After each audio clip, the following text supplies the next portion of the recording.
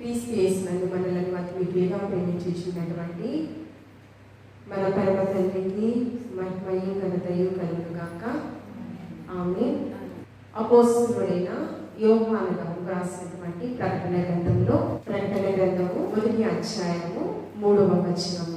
సమయము సమీపించున్నది గనుక ఈ ప్రవచన వాక్యములు చదువువాడును వాటిని విని ఇందులో వ్రాయబడిన సంగతులను గైకొనువారు ధన్యులు. చిన్న ప్రార్థన చేసుకున్నాం. ప్రేమ నమ్మకం కలిగిన మా కన్న తండ్రి, స్తుతులకు పాత్రుడా, స్తోత్రముడా, ఘనతకు అర్హుడా, మా గొప్ప దేవా నీకు వందనాలు. ఈ వాక్యముతో నాతో మాతో సూటిగా ముఖాంతరంలో నుంచి మీరు మాట్లాడండి ప్రభువా. వాక్యానుసారమైన జీవితము మాకు దయచేయండి. సిద్ధపాటు కలిగిన హృదయాలు దయచేయండి ప్రభువా. నీకు స్తోత్రం.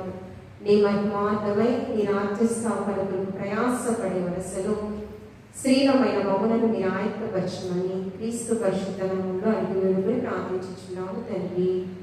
ఆమేన్. ఈ ప్రకటన గ్రంథాన్ని రాసింది అపోస్తలుడైనటువంటి యోహాను గారు. ఈ యోహాను గారికి ఒక పేరు కూడా ఏంటంటే ప్రేమ కలిగినటువంటి అపోస్తలుడు.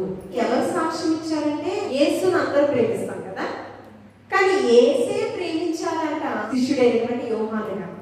ఈ యోహాను గారు యేసుక్రీస్తు ప్రభువారి గురించి ఏమని వివరిస్తున్నారంటే 1 యోహాను పత్రిక 4వ అధ్యాయం 8వ వచనం చదవండి. ఏమంటూ ఉన్నాడు? దేవుడు ప్రేమస్వరూపి అంట. అందుకని మనము కూడా ప్రేమ కలిగి ఉండుటకు ప్రయాసపడాలని వాక్యానుసారంగా స్పష్టంగా తెలియపరుస్తూ ఉన్నాడు. త్రిత్వములో ఏకమై ఉన్న దేవదేవుడు ప్రేమస్వరూపి. యోహాను సువార్త 15వ అధ్యాయము 13వ వచనము. నేను మిమ్మును ప్రేమించిన ప్రకారము మీరొకరినొకరు ప్రేమింపవలనటే నా ఆజ్ఞ. ఇది రెండో ఆజ్ఞ ఏంటండి?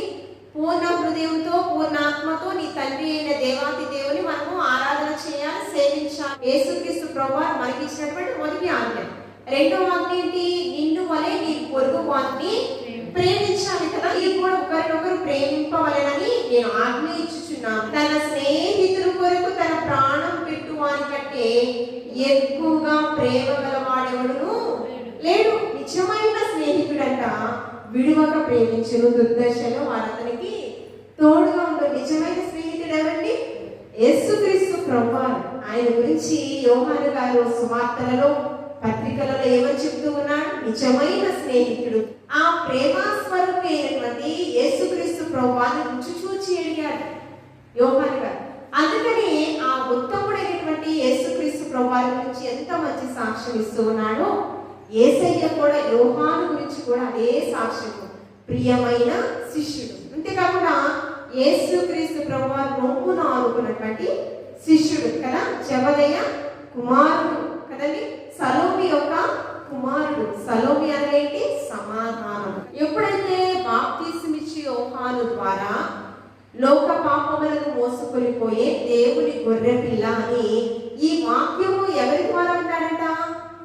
బాప్తిస్మిచ్చి యోహాను సువార్త ప్రకటిస్తూ ఉన్నప్పుడు యేసుక్రీస్తు ప్రభువారు నా వెనక వచ్చేవాడు నాకంటే గొప్ప ప్రవక్త, ఆయన చెప్పులను తాకుటప్పుడు కూడా నేను యోగ్యుడును కాను. అంతేకాకుండా నేను నీటితో బాప్తిస్మం ఇస్తూ ఉన్నాను, నా వెనక వచ్చేవాడు పరిశుద్ధాత్మ అగ్నితో మీకు బాప్తిస్మం ఇస్తాడయ్యా, గొప్ప ప్రవక్త రావచ్చు ఉన్నాడని ఎవరికి సాక్ష్యం ఇస్తూ ఉన్నాడట? ఆ సాక్ష్యం ఇచ్చే సువార్త ప్రకటించే ప్రక్రియలో అక్కడ ఎవరున్నారంటే ఈ యోహాను గారు ఉన్నారు. ఆ లోక పాపములను మోసుకుని పోయే గొర్రె పిల్ల ఆయన ఎవరో కాదు, యేసుక్రీస్తు ప్రభువారిని ఎప్పుడు విన్నాడో, ఎప్పుడు దేవుని యొక్క మాటలు అంగీకరించారో మరి వారు మరలా వెనుకకు తిరగలేదండి. ఆ సమయం అంతా తీర్మానం చేసుకున్నాడు. అపోస్తలుడైన పౌలు గారు కూడా ఆయన దమస్కు మార్గంలో వెళుతూ ఉన్నప్పుడు మెల్లని స్వరంతో దేవాతి దేవుడు మాట్లాడాడు. సౌలా సౌలా నన్నెందుకు హింసిస్తూ ఉన్నాను. స్వరం ఎప్పుడైతే విన్నాడో మరలా వెనుకకు తిరగలేదు కదా. ఆయన సువార్త ప్రకటించే ప్రక్రియలో అనేకమైన శ్రమలు, నిందలు, అవమానాలు. ఇంకా చెప్పాలి అంటే పద్మాసు దిగిలో ఆయన వేసినప్పుడు అక్కడ శ్రమలు అనుభవిస్తూ ఉన్నప్పుడు ఆ శ్రమానుభవంలో ఎవరు తోడుకున్నారంటే యేసుక్రీస్తు ప్రభువారు తోడుగా ఉన్నారు. పరలోక ప్రత్యక్షత యేసుక్రీస్తు ప్రభువారు పరమ తండ్రి నుంచి పొందుకున్నారు. పరమ తండ్రి నుంచి యేసుక్రీస్తు ప్రభువారు పొందుకున్నటువంటి ఆ పరలోక ప్రత్యక్షత దేవదూతకు కనపరిచారు. దేవదూత ఎవరికి కనిపించిందండి? పరలోక ప్రత్యక్షత అపోస్తలుడైన యోహాను గారు పరలోక రాజ్యాన్ని ముందుగా చూసేటటువంటి గొప్ప భాగ్యాన్ని దేవదూత ద్వారా పొందుకుంది. యేసు ప్రేమించిన శిష్యుడు, ప్రేమ కలిగిన అపోస్తలుడు యోహాను గారు ఆ పరలోక రాజ్యం చూసి ఆ పరలోక రాజ్యంలో చేరాలి అంటే ఏమి అర్హతలు కలిగి ఉండాలి అనే దాని గురించి 3వ వచనంలో వివరిస్తూ ఉన్న సమయం సమీపించి ఉంది కనుక ఈ ప్రవచన వాక్యములు మీరు చదువువారును వాటిని విని గైకొనువారును ధన్యులు. దేనికి సమయం సమీపించింది? ఎఫెసీయులకు రాసిన పత్రిక 5వ అధ్యాయం 15వ వచనంలో దినములు చెడ్డవి కనుక సమయమును పోనీయక అజ్ఞానుల వలె కాక జ్ఞానము కలిగి సమయానికి సద్వినియోగపరచుకోవాలి. దైవభీతి కలిగి ఈ లోకంలో జీవించాలి. దేవోక్తి లేని యెడల జనులు కట్టులేక తిరుగుదురు. ఈ దేవోక్తి ధర్మశాస్త్రం ఎలాంటిదంట? పరిశుద్ధమైనది, పవిత్రమైనది.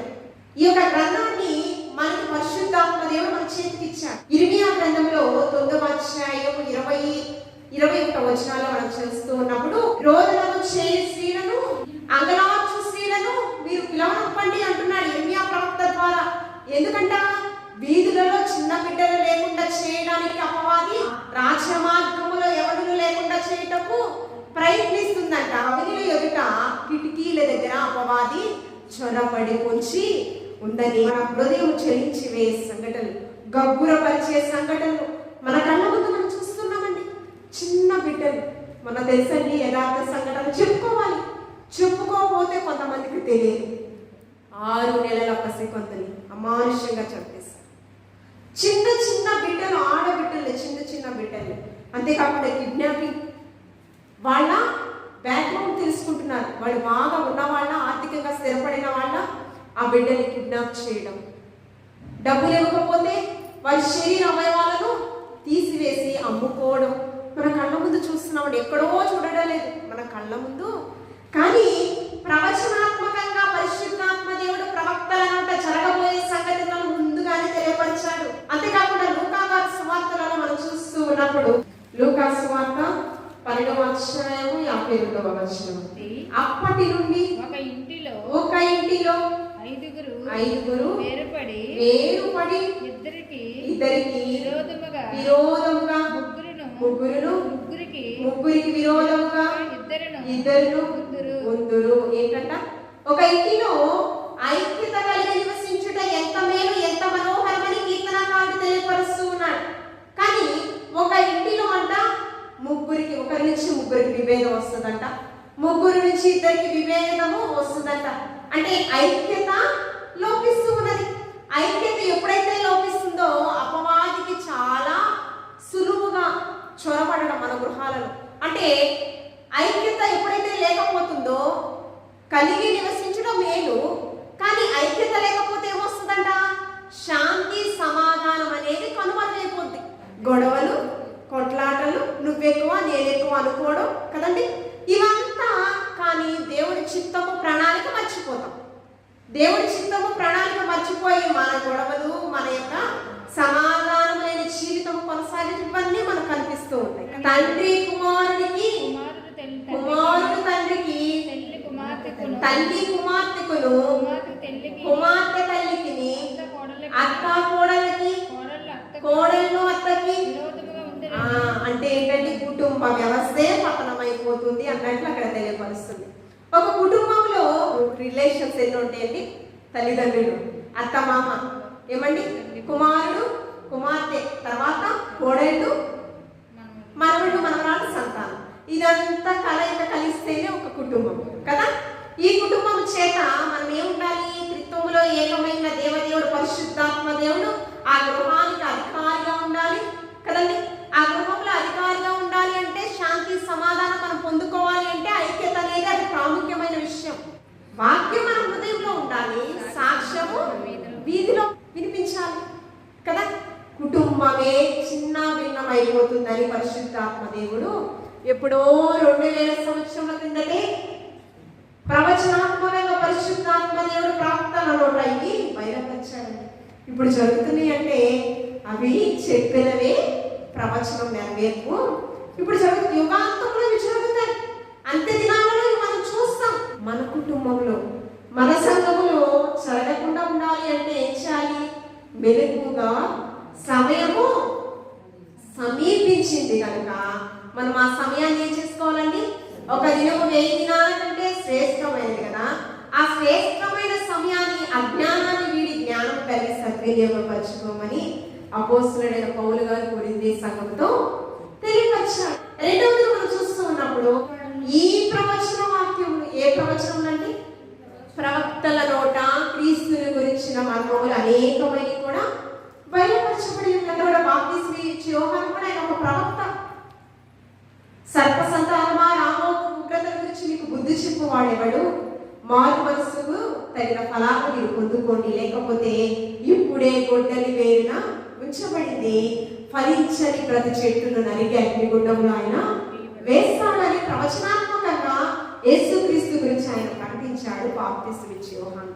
జకరియా ఎలిజబెతుల యొక్క కుమారుడు, విశ్వాసులకు తండ్రి అయినటువంటి అబ్రహాము గారి గురించి యేసుక్రీస్తు ప్రభువు సువార్త ప్రకటించేటప్పుడు మిట్ట మధ్యాహ్నము యాకోబు బావి దగ్గరికి సమరయ స్త్రీ దగ్గరికి వెళ్ళాడు. సమరయ స్త్రీ నీరు చేదుకొనడానికి యాకోబు బావి దగ్గరికి వచ్చింది. నేను ఇచ్చిన నీళ్లు నీవు తాగితే ఎప్పుడు కూడా నువ్వు దప్పికొనవమ్మా అంటే అది నాకు ఇవ్వండి అని చెప్పి అడుగుతుంది సమరయ స్త్రీ. అయితే నీకు అందరూ తీసుకుని రమ్మని యేసుక్రీస్తు ప్రభువారు చెప్తారు. యేసుక్రీస్తు ప్రభువారు అన్నారు, నీకు 5 పెనిమిటిలు ఉన్నారు, ఇప్పుడున్నవాడు నీ పెనిమిటి కాదమ్మా అన్నాడు. అంటే నేను చేసిన సంగతులను నాకు చెప్పిన యేసుక్రీస్తు ప్రభువారి గురించి ఎక్కడ చెప్పిందంట? సమరయ ప్రాంతానికే చెప్పింది. ఆ మాటలు విని ఆ మాటల యందు విశ్వసించి క్రీస్తుని అనేక మంది సొంత రక్షకునిగా అంగీకరించారంట. నేను అబ్రహాము సంతానం ఏమని సమరయ స్త్రీ అంటుంది. అబ్రహాము సంతానం అంటే అబ్రహాము బిడ్డలు ఇలాగా ప్రవర్తించారు, వారి సత్యాన్ని అనుసరించి జీవిస్తారు. యేసుక్రీస్తు ప్రభువారు కూడా పిలాతు దగ్గర ఏం ప్రకటిస్తూ ఉన్నాము అని అంటే నేను సత్యాన్ని ప్రకటిస్తూ ఉన్నాను అని అంటారు యేసుక్రీస్తు ప్రభువారు. సత్యం అనగా ఏంటి అంటే అది ఈలోక సంబంధమైనది కాదు, పరలోక సంబంధమైనది, పరము నుంచి వచ్చింది అది సత్యము. నేనే మార్గమును సత్యమును జీవమును అని ఎవరు? యేసు ప్రేమించిన శిష్యుడు యోహాను గారు యోహాను సువార్తలలో రాశారు కదా. అది చెప్పే ప్రక్రియలో ఇక్కడ కూడా సమరయ స్త్రీతో మేము అబ్రహాము సంతానమని ఆమె చెప్తూ ఉన్నప్పుడు అబ్రహాము కూడా నా గురించి ఆయన ఎదురు చూస్తూ ఉన్నాడు, నన్ను చూడాలని ఆయన ఆశపడుతూ ఉన్నాడు. అబ్రహాము 100 సంవత్సరాల క్రితం పుట్టినటువంటి వ్యక్తి ఏంటి నీ గురించి ఎదురు చూస్తూ ఉన్నాడు అబ్రహాము. నీకేమో నిండా చూస్తే 50 సంవత్సరాలు కూడా నీకు లేవు. అబ్రహాము 100 సంవత్సరాల క్రితం ఉన్నటువంటి వ్యక్తి, విశ్వాసులకు తండ్రి అయినటువంటి అబ్రహాము. కానీ ఆయన నిన్ను చూడాలని ఆశతో ఎలా ఉన్నాడు? ఇది ఆశ్చర్యం కలిగించే విషయం కదా. చూడండి, పరిశుద్ధ గ్రంథంలో మనం చూస్తూ ఉన్నప్పుడు యోహాను సువార్త 8వ అధ్యాయము 39వ వచనం, మా తండ్రి అబ్రహాముని యేసు అబ్రహాము పిల్లలైతే అబ్రహాము చేసిన క్రియలు మీరు చేతురు. అబ్రహాము విశ్వాసమును బట్టి ఏమండి శరీరం ఉడికిపోయిన తర్వాత, శరీరం సత్తువు లేని తర్వాత 75 ఏట దేవుని యొక్క స్వరం, నీకు వాగ్దాన పుత్రుడిని నేను ఇస్తాను, ఏమండి నేను చూపించిన దేశానికి నువ్వు వెళ్ళు, ఇసుక రేణుల కంటే విస్తారమైన సంతతి వారిని నేను ఆశీర్వదిస్తాను, భూమి మీద అనేకులకు ఆశీర్వాదకరమైన కుటుంబంగా నీ కుటుంబాన్ని నీ సంతతి వారిని నేను ఆశీర్వదిస్తాను అని చెప్పి అబ్రహాముకు ప్రవచనం 75 ఏట. ఆ ప్రవచనం నెరవేర్పు ఎప్పుడు నెరవేరిందండి? 100వ ఏట ప్రవచనం నెరవేర్పు. వాగ్దాన పుత్రుడిని విశ్వాసమును బట్టి అబ్రహాము వాగ్దాన పుత్రుడిని పొందుకున్నాడు. అందుకని అబ్రహాము తండ్రి వీళ్ళు నమ్మేను, అది అతనికి నీతిగా ఎంచబడిను. ఎబ్రీయులకు రాసిన పత్రికలో పరిశుద్ధాత్మ త్రిత్వములో ఏకమైన దేవుని యొక్క మాటలు పూర్తిగా నమ్మాడు. అది నీతి. యేసుక్రీస్తు ప్రభువారు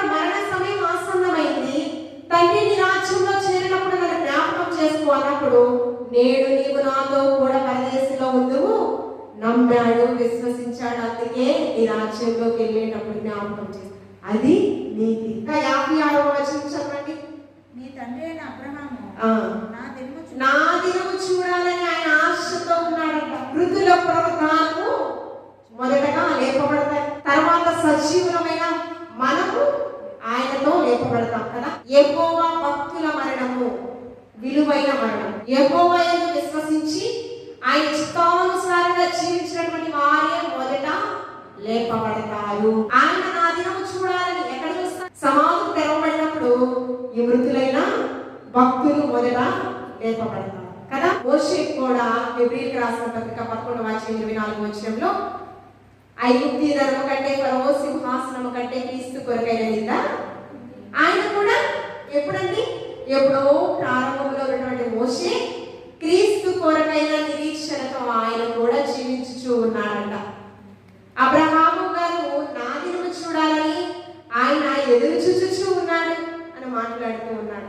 కాబట్టి ప్రవచనాత్మకమైన వాక్కులు పరిశుద్ధాత్మ దేవుడు మన ముందు బయలుపరిచాడు.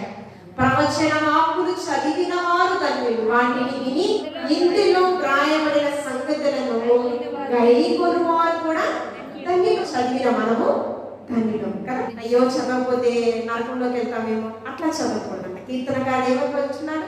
మొదటి సంకీర్తన, ధర్మశాస్త్రమందు ఆనందించు దివారాత్రులు దాన్ని ధ్యానించువాడే ధన్యుడు.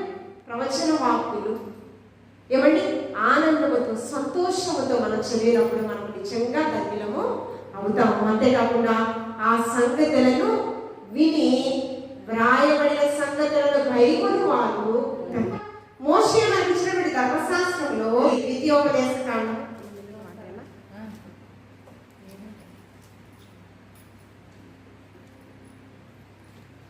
చూడండి. ద్వితీయోపదేశకాండము 6వ 2వ. ఈ దేవుడైన యెహోవాకు భయపడి నేను నీకు ఆజ్ఞాపించు ఆయన కట్టడలన్నీ ఆజ్ఞలన్నీ నీ జీవిత దినములన్నీ గైకొనుచు నీవు దీర్ఘాయుష్మంతుడు అగునట్లు మీరు స్వాధీనపరుచుకుంటారు. భయం కలిగి నా ద్వారా మీకు ఇచ్చినటువంటి ధర్మశాస్త్రాన్ని మీరు గైకొని ఆ విధులను కట్టడలను అనుసరించి మీరు జీవితే, అంటే వాక్యానుసారమైన జీవితం ఎప్పుడైతే మనం జీవిస్తామో అప్పుడు ఏం చేస్తామంట?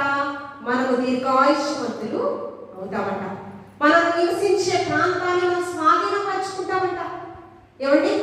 కానాను దేశాన్ని, పాలు తేనెలు ప్రవహించి కానాను దేశాన్ని ఎవరికి ఇచ్చారండి? ఎవరైతే గైకొన్నారో, ఏమండి దేవుని యొక్క మాటలకు ఎవరైతే లోబడి బ్రతికారో వారికి కానాను దేశానికి చేరుకునే భాగ్యాన్ని ఇచ్చారు. గైకొను వారు ధన్యులు. ధన్యులైన మనము ఏమి స్వతంత్రించుకుంటామంట? మన పితరులు కానాను దేశాన్ని స్వతంత్రించుకున్నప్పుడు మనం దేన్ని స్వతంత్రించుకుంటాము?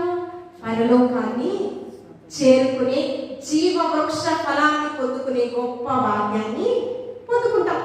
గైకొను వారు ఎలా ఉంటారు అనేది మనం ఒకసారి చూసినట్లయితే ప్రకటన గ్రంథము 22:14 జీవ వృక్షములకు హక్కు గలవారై ఆ పట్టణంలోనికి ప్రవేశించినట్లు తమ వస్త్రములను ఉదుకుకొని వారు ధన్యులు.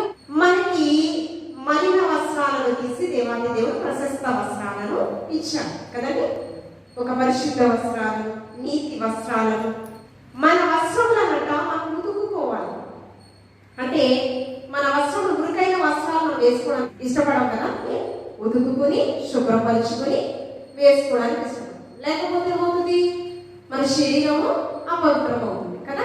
మనము దేవుని యొక్క వాక్యము చేత, వాక్యమైన దేవుడు కదా, వాక్యముతో ఉదక స్నానము చేయబడాలి.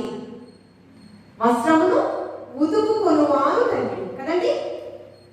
మనం పెళ్లి కుమారుని ఎదుర్కోవాలి అంటే పరిశుద్ధ వస్త్రాలే ధరించుకోవాలి కదండి. అపవిత్రమైన వస్త్రాలు మనం ధరించుకోవడానికి వీల్లేదు కదా. మంచిగా అలంకరింపబడాలి. వాక్యముతో ఉదక స్నానం ఎవరైతే చేయబడతారో వారు మాత్రమే ధన్యులు. వారు జీవ వృక్ష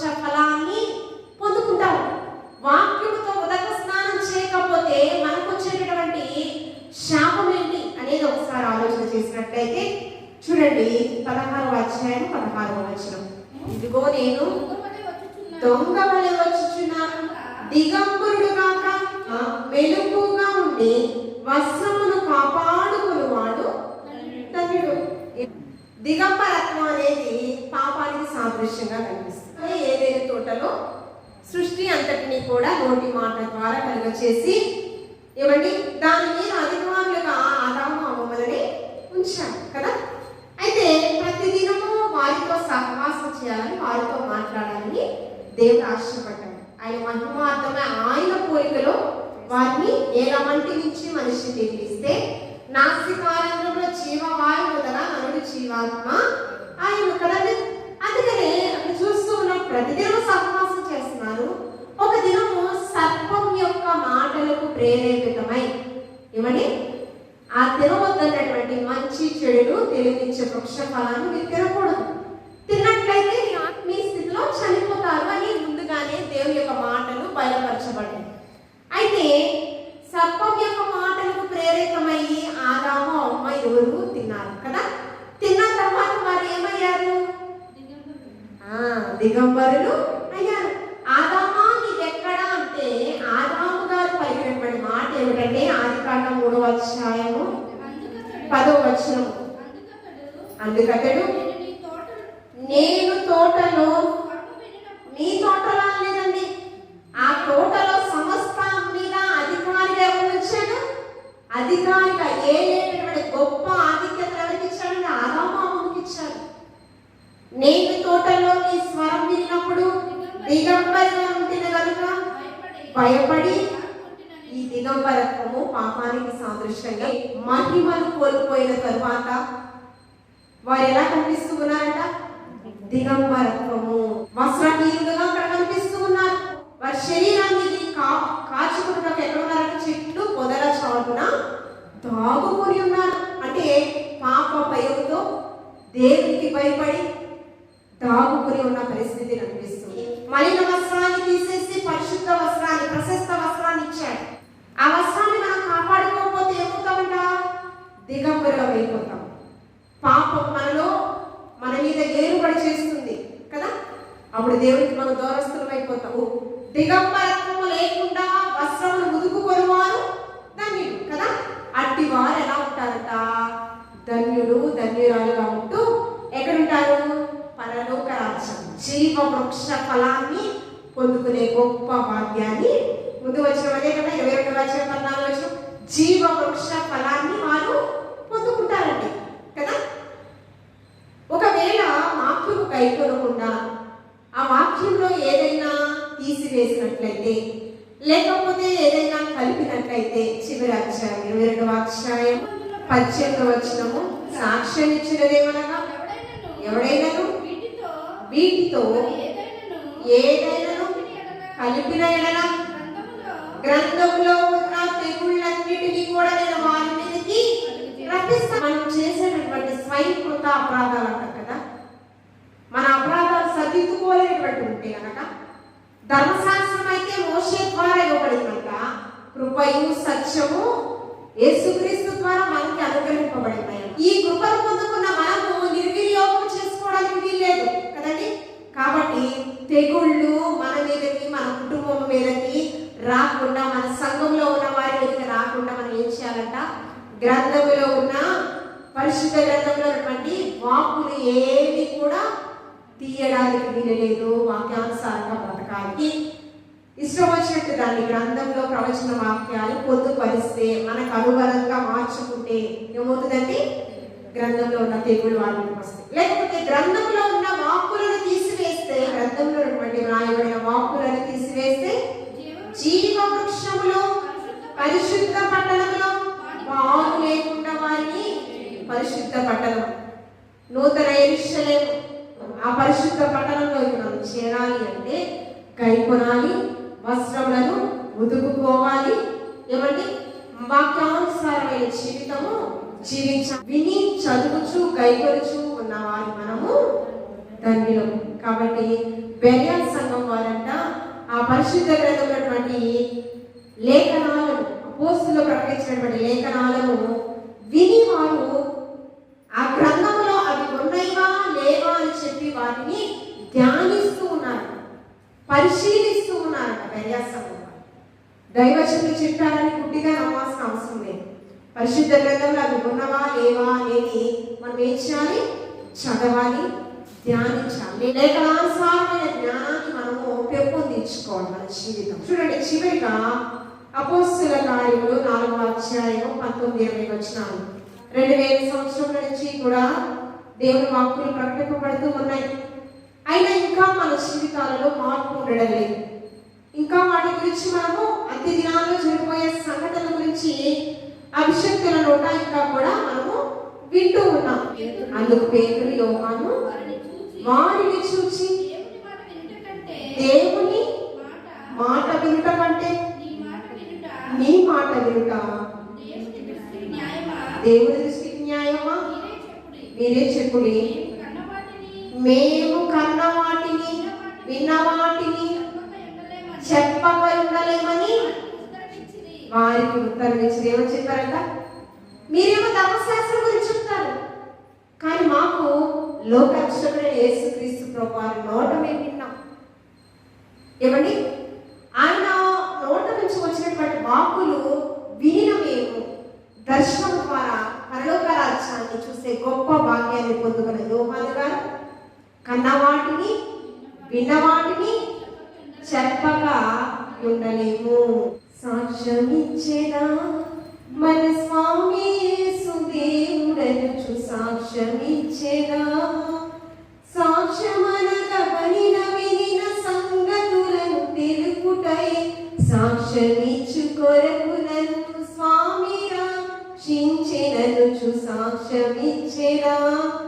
మన స్వామి యేసు దేవుడనుచు సాక్ష్యమిచ్చేదా. ఏమండి, అపోస్తలులు మేము కన్న వాటిని విన్న వాటిని ప్రకటించకుండా ఉండలేము. మరి మనము రుచి చూచి ఉన్నాం కదా ఎక్కువ అవుతాం. కాబట్టి ఈ యొక్క విన్నటువంటి వాక్కులు వాక్యానుసారంగా మనం బ్రతుకుతూ మన రక్షణ చాలా జాగ్రత్తగా కాపాడుకుంటూ అనేకులకు ఈ రక్షణ మార్గంలోకి నడిపించే వారిగా ప్రభు వైపు ఆకర్షించే బలమైన సాధనాలుగా ఉండాలని సువార్త సేవ సంఘంలో ఉన్న ప్రతి ఒక్కరిని, మరియు ఇంకా సమయాన్ని సద్వినియోగపరుచుకుని వచ్చిన సేవ సమాజంలో వచ్చిన శ్రేయానందంలోకి వచ్చిన మీ అందరికీ కూడా దేవాది దేవుడు చెప్తున్నటువంటి వాక్కులు మీ హృదయంలో ఫలించిన కాక. దేవాది దేవుడు ఈ మాటలు మనందరి వీటిలో బహుగా ఫలించి ఆశీర్వదించిన కాక. ఆమేన్. పరిశుద్ధుడా, గరుడ, గొప్ప దేవ, నీకు వందనాలు ప్రభా. ప్రకటన గ్రంథం నిజంగా ప్రభా పరలోక రాజ్యపు మర్మముల గురించి మాకు బోధిస్తున్నందుకు వందనాలు ప్రభా, నీకు స్తుతులు. అవును ప్రభా, పరలోక రాజ్యము మా ముందే, మా కళ్ళ ముందే ఉన్నట్లుగా మాకు అనిపిస్తున్నది ప్రభా, నీకు స్తోత్రం ప్రభా. నూతన యెరూషలేములో క్రొత్త ఆకాశం, క్రొత్త భూమి, ఈ భూమి లయమయ్యే సమయం ఆసన్నమైంది. ఆ నూతన యెరూషలేములో మేము చేరాలి అంటే వాక్యము విని గైకొని వాక్యానుసారంగా బ్రతికినప్పుడు మేము ధన్యులుగా గొప్ప సాక్ష్యాన్ని ఎదుట పొందుకుంటాము ప్రభా. ఆ జీవవృక్ష ఫలాన్ని, పరిశుద్ధ పట్టణముకు చేరే భాగ్యాన్ని, సమయాన్ని సద్వినియోగపరుచుకుని వచ్చిన నీ ప్రియబిడ్డలకి వారి వారి కుటుంబాలకు మీరు అనుగ్రహింపచేయండి. సువార్త సేవా సంఘంలో ఉన్న ప్రతి ఒక్క కుటుంబానికి మీరు దయచేయండి ప్రభా. ఆత్మలో తీవ్రత, సమర్పణ జీవితము ప్రభా. అపవాది మా కుటుంబాలలో శ్రమడి అనేకమైన శ్రమను పాలు చేస్తుంది ప్రభా. శ్రమను సహించువాడు ధన్యుడు ప్రభా. నాగటి మీద చేయి వేసి వెనుక తిరుగువాడు నీకు పాత్రుడు కాడు కనుక విశాల ప్రపంచంలో ఇష్టానుసారంగా మేము బ్రతకకుండా ఇరుకు మార్గంలో మేము బ్రతుకుతూ ప్రభా మాకు ఇచ్చిన రక్షణ మేము చాలా జాగ్రత్తగా కాపాడుకుంటూ ప్రభా నీ మహిమ మాత్రమే జీవిస్తూ అన్నిలకు మాదిరికరంగా అనేకులను నీ వైపు ఆకర్షించే బలమైన సాధనాలుగా మనందరూ మీరు ఆయనకొచ్చమని క్రీస్తు పరిశుద్ధ నామమున అడిగి వేడుకుని ప్రార్థించుచున్నాము తండ్రి. ఆమేన్. పరలోకమందున మా తండ్రి, నీ నామం పరిశుద్ధపరచబడును గాక, నీ రాజ్యం మాకు వచ్చును గాక, నీ చిత్తం పరలోకమందున నెరవేర్చినట్లు భూమి యందును నెరవేరును గాక. మాకు కావలసిన ఆహారం నేడు మాకు దయచేయము. మానవస్తులను క్షమించిన ప్రకారం మానవ క్షమించుము. మమ్మల్ని శోధనకి తాకి నుంచి తప్పించుము. ఎందుకంటే రాజ్యము, బలము, మహిమ నిరంతరం నీవైనావు తండ్రి. ఆమేన్. యేసు రక్తమేచం, శిలువ రక్తమేచం, ప్రభు యేసు నామములో మనందరికీ కూడా సంపూర్ణమైన విజయము, క్షేమము, నెమ్మది కలుగును గాక.